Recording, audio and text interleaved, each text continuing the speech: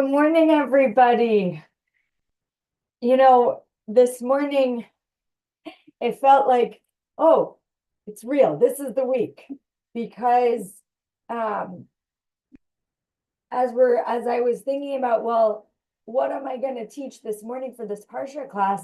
I realized there's the weekly Parsha, but it's also a very special week this coming Shabbat because it's Shabbat Hagadol, the Grand Shabbat. And Shabbat HaGadol is the last of the special Shabbatot leading up to Pesach, and it's the Shabbat right before Pesach. Usually, when Pesach, let's say, is on a Tuesday, the Shabbat before would be Shabbat HaGadol. This year, Pesach starts Saturday night. So Shabbat HaGadol is the Saturday that night is going to be the Seder, which is a little bit strange because it feels like it's not getting you ready for the holiday because the holiday's there. And Shabbat HaGadol, there's some different ideas as to why is it called Shabbat HaGadol. And I actually, when I was thinking about it, I thought to myself, why is this Shabbat HaGadol? Why isn't the Shabbat before Rosh Hashanah Shabbat HaGadol, the great Shabbat? Why Pesach? I mean, of course, Pesach is extremely important in our people's story, in the history. There are so many reasons why you could say, yes, Pesach. But why not something else? And actually, as I did a little bit of research, David Galinkin, he actually wrote something a few years back about the ancient history, a little bit of Shabbat HaGadol. And one of the things he said, which was very interesting, is that there actually used to be multiple Shabbat HaGadols. That it wasn't just that there was this great big Shabbat before Pesach, but before every pilgrimage holiday.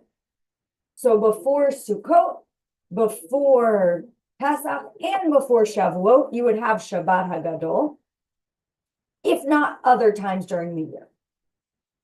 Those kind of faded, and we're left with one Shabbat HaGadol, the Shabbat before Pesach.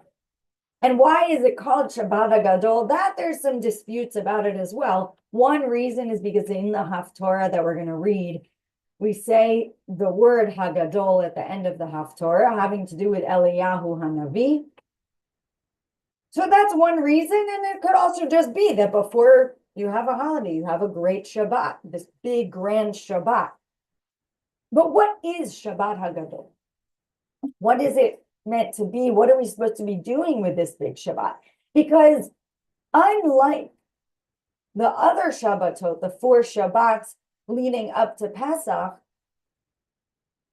there isn't extra Torah reading. There's not special liturgy. We don't do Hallel. So then what is the purpose of Shabbat HaGadol? And the purpose, in some ways, is actually strange, all the more so when it comes to a year where Shabbat leads into the Seder, where we go from Shabbat HaGadol directly into the holiday.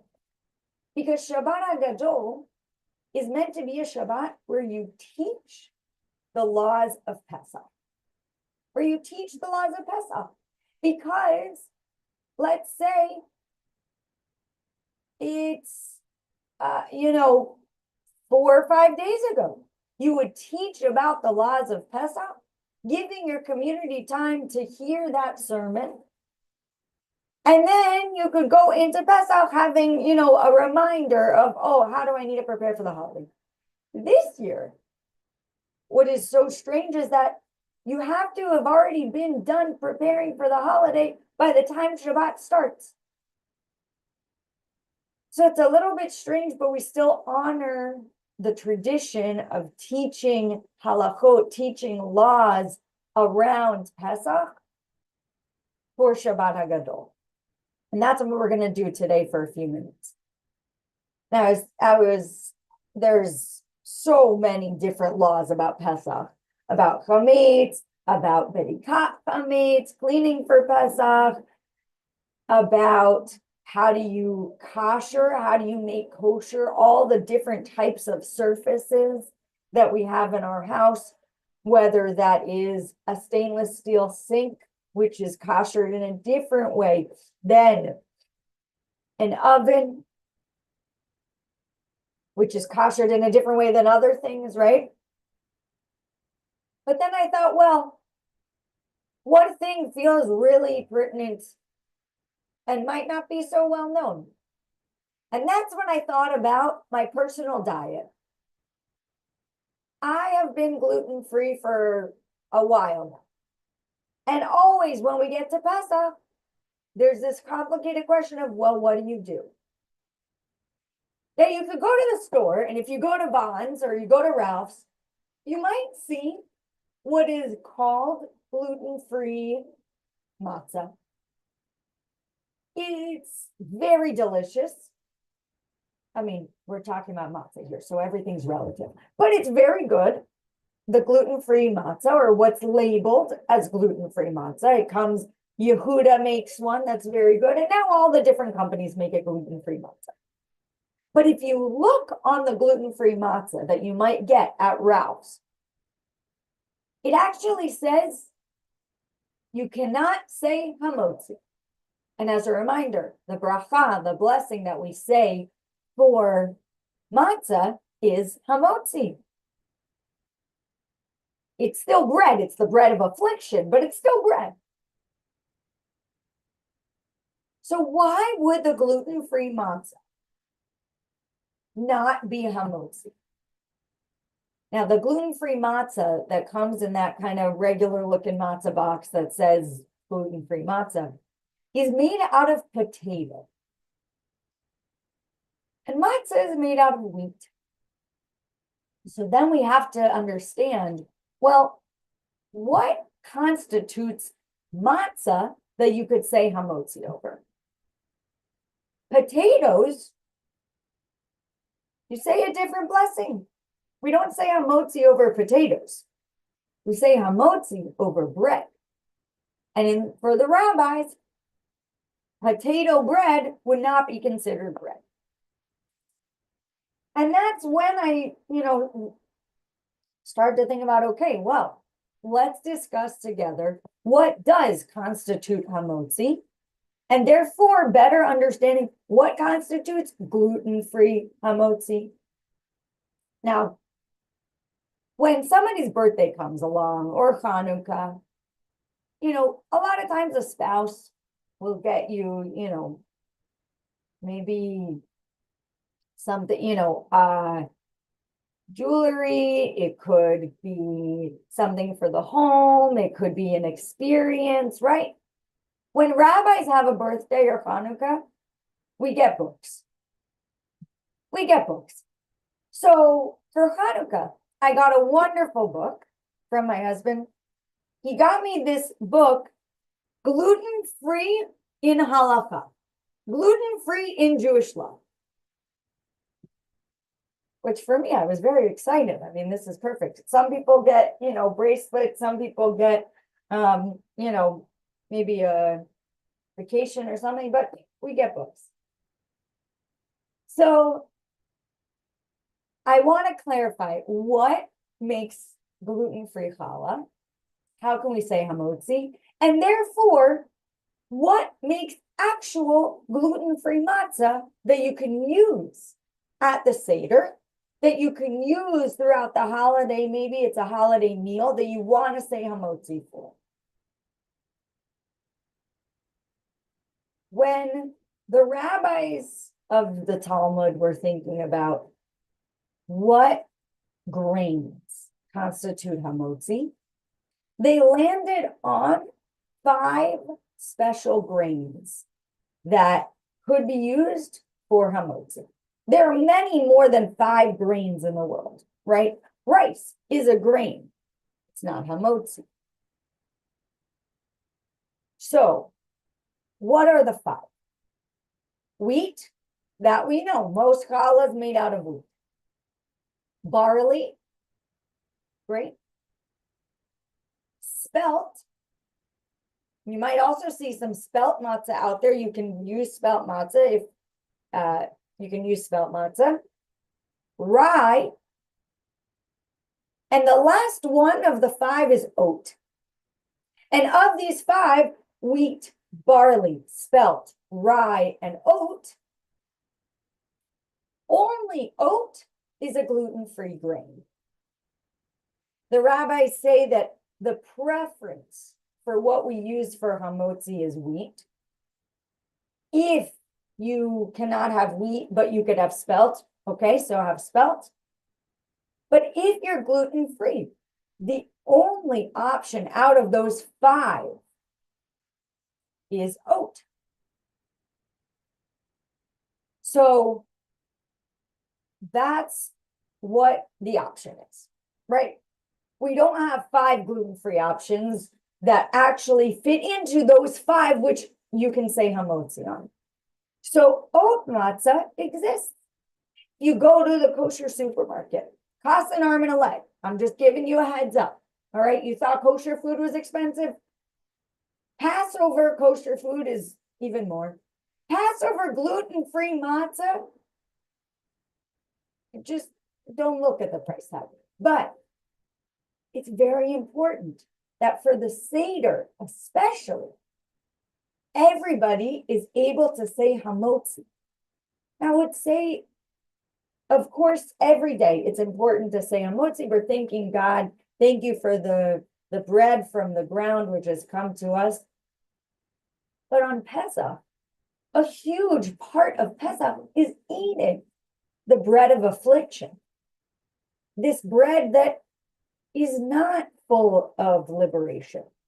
Matzah reminds us in a very tangible way that we are literally consuming, and it becomes part of us, that we experienced affliction, we experienced a lack of liberation, and really that is still existing in the world today. Might be in our own worlds, it might be in worlds outside of ourselves. So with that bread of affliction, we still want to be able to bless it, because we're also still having food in our mouths. And that is not a given in this world. So it's and part of the Seder is eating the matzah and being able to bless on that matzah. So if you're gluten-free, there aren't so many options if you want to be able to say hamotzi, but we say hamotzi on oat matzah. Not only does it need to have a little bit of oat, because you could say, okay, well, why don't I get some matzah that is mostly potato and have a little bit of oat?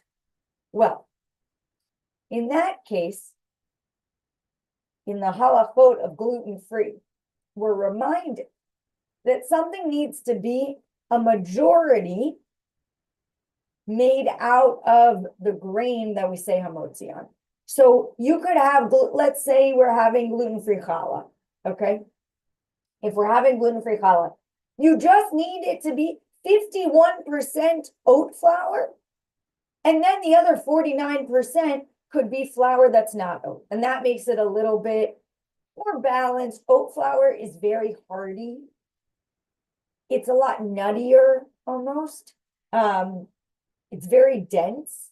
So a lot of times if you want to get gluten-free challah, it'll be a mixture of oat flour and non-oat flour. Oat flour is also a little bit more bitter than wheat flour.